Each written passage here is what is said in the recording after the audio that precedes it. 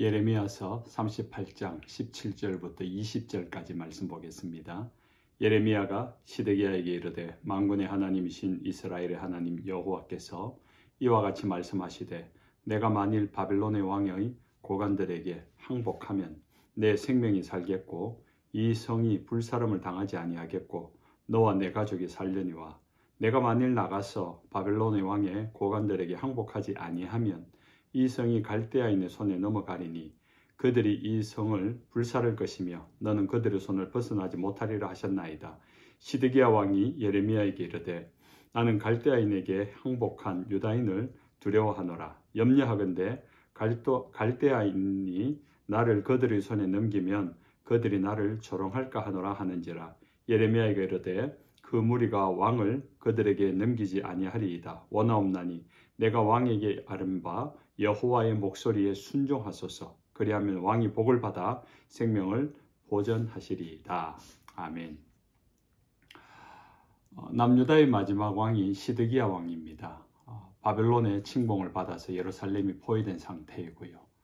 그럴 때 시드기야 왕이 예레미야 선지자를 불러서 하나님 뜻이 무엇인지를 물었습니다. 그래서 예레미야는 하나님의 말씀을 전합니다. 바벨론에게 항복하라는 것입니다. 만약에 항복하면은 시드기야 왕도 목숨을 살 것이고 백성들도 생명은 보존될 것이다. 예루살렘 도성도 불타거나 무너지는 일 없이 안전할 것이다. 그러나 포로는 잡혀갈 것이다 라는 이야기인 겁니다. 사실 이것은 하나님의 계획입니다. 이스라엘 백성들이 하나님을 배교하고 또 타락하여서 우상을 섬기고 하나님의 말씀대로 살지 않은 것이 오래되다 보니까 결국 하나님은 주변 강대국인 바벨론을 들어서 하나님의 백성인 이스라엘 백성들에게 징계를 내리시고 그래서 결국은 예루살렘에서 포로로 잡혀가 바벨론에서 성전이 없는 그곳에서 생활하면서 우리가 성전에서 예배하는 것이 얼마나 귀한 일이었구나. 그 예루살렘에서 안전하게 살아가면서 하나님의 말씀대로 살아가고 공의와 정의를 행하는 것이 그들이 포로로 생활을 하면서 억울한 일을 당하고 차별을 당하면서 얼마나 하나님의 공의와 정의를 살아가는 것이 행복한 일인가를 깨닫게 하기 위함이었던 겁니다. 그런 예레미야를 통한 하나님의 말씀을 시드기야 왕이 알았습니다. 그런데 시드기야 왕이 고민합니다. 그래서 19절에 왜 고민하는가 하면은 하나님의 말씀을 받았지만은 예레미야에게 이르되 나는 갈대아인에게 항복한 유다인들을 두려워하노라. 염려하건대 갈대아인이 나를 그들의 손에 넘기면 그들이 나를 조롱할까 하노라. 이것이 시드기야 왕의 고민이었던 겁니다.